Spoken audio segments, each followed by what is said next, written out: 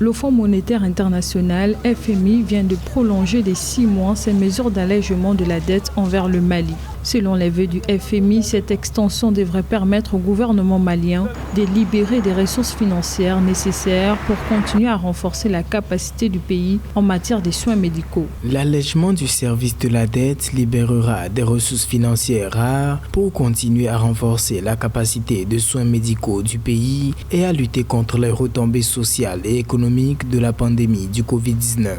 Depuis le début de la pandémie, les pays africains ont appelé les bailleurs de fonds à suspendre le service de la dette des pays pauvres pour leur permettre de mieux faire face à la pandémie. En octobre 2020, le G20 a ainsi prolongé de 6 mois son initiative de suspension du service de la dette des pays pauvres. Cet allègement du service de la dette qui permettra de dégager des ressources supplémentaires pour le pays, environ 6 milliards de francs CFA, ne pourra pas à lui seul relever l'économie malienne. Indéniablement, il lui apportera une bouffée d'oxygène qui lui permettra de faire face aux urgences du moment. Si la crise sanitaire tant crainte n'est pas encore là, le choc économique et social provoqué par la pandémie du Covid-19 est lui déjà bien une réalité.